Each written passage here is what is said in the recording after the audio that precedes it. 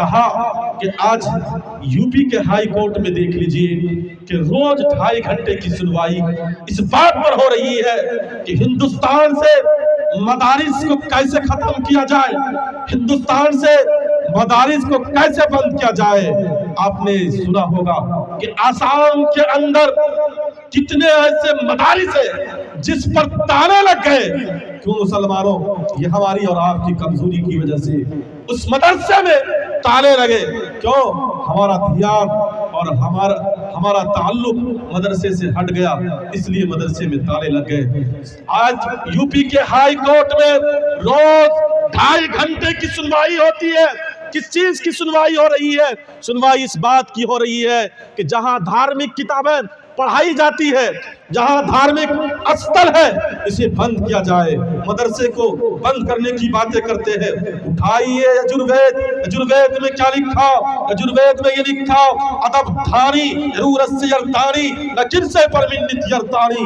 زمین پر اگر پرتھوی پر کوئی یہ کہے کہ ہم دھارمک کتابوں کو مٹا دیں گے، آپ ہی کی کتابوں میں یہ لکھا کہ دھارمک کتابیں نہ کبھی مٹی تھی نہ مٹی ہے نہ قیامت تک مٹے گی۔ نوجوان ساتھیوں بزرگوں، بلکہ برطانیہ کی حکومتوں نے بھی یہ چیلنج کیا تھا، یہ کہا تھا کہ ہندوستان سے ہم قرآن کو ختم کر دیں گے، ہندوستان سے ہم مسلمانوں کو مٹا دیں گے۔ برطانیہ میں میٹنگ ہوتی ہے، وہاں کے لوگوں نے یہ میٹنگ کیا، یہ مشورہ کیا کہ ہندوستان سے ہم مسلمانوں کو ختم کر دیں گے، ہندوستان سے ہم قرآن کو جلا کر کے قرآن کو ختم کر دیں گے۔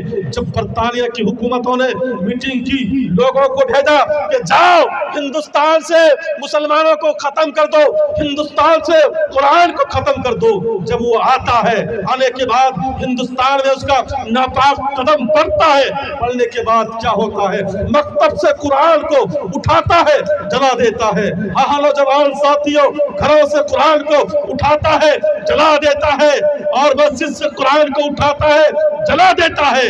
نہ جانے جہاں بھی قرآن کو وہ پاتا ہے وہ جلا دیتا ہے۔ لیکن سرزمین دیوبند پر جب ان انگریزوں کا ناپاک قدم پڑتا ہے، رشید احمد گنگوہی علیہ الرحمہ، اللہ ان کے قبر کو نور سے منور فرمائے، کہتے ہو انگریز کے چیلے، تو کہاں دیوبند کے گلی کوچوں میں گھوم رہا ہے؟ تم کہاں کس چیز کے لیے یہاں آیا؟ کہا مولانا صاحب دھیان سے سنو، ہمارے رہبر ہمارے قوم کے لیڈر نے یہ طے کیا ہے، اگر یہ چاہتے ہو کہ ہندوستان سے مسلمان ختم ہو جائے، اگر تم یہ چاہتے ہو کہ ہندوستان سے مسلمان مٹ جائے، سب سے پہلے اس کے قرآن کو مٹانا پڑے گا۔ ہمارے قوم کے رہبر نے، قوم کے لیڈر نے یہ طے کیا ہے کہ ہندوستان سے قرآن کو جلا دو، مسلمان ختم ہو جائیں گے۔ انگریزوں نے قرآن کو مکتب سے اٹھایا، جلا دیا، گھروں سے قرآن کے نسخے کو اٹھایا، جلا دیا۔ انگریزوں نے مسجد سے قرآن کو اٹھایا، جلا دیا۔ رشید احمد گنگوہی نے کہا، وہ انگریز کے چلے دھیان سے سنو، تم یہ چاہتے ہو کہ ہندوستان سے مسلمان ختم ہو جائیں گے، ہندوستان سے قرآن ختم ہو جائے گا۔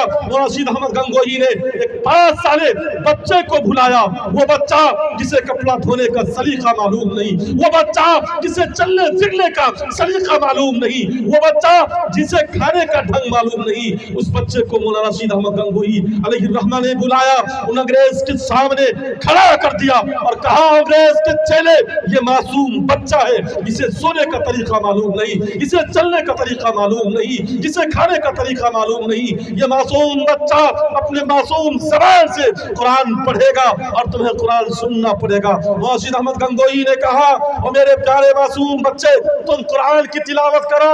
کتابوں میں لکھا، وہ بچہ قرآن کی تلاوت شروع کرتا ہے، الحمدللہ رب العالمین سے وہ شروع کرتا ہے، والناس کے سین پر جا کر کے وہ رکتا ہے۔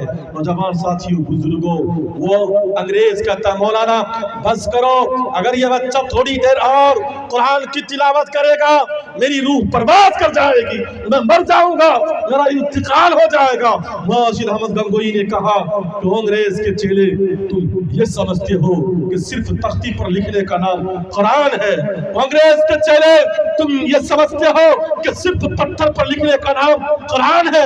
وہ انگریز کے چیلے، تم یہ سمجھتے ہو کہ صرف کاغذ کے ٹکڑے پر لکھنے کا نام قرآن ہے؟ وہ انگریز کے چیلے، تم کس किस को मिटाओगे?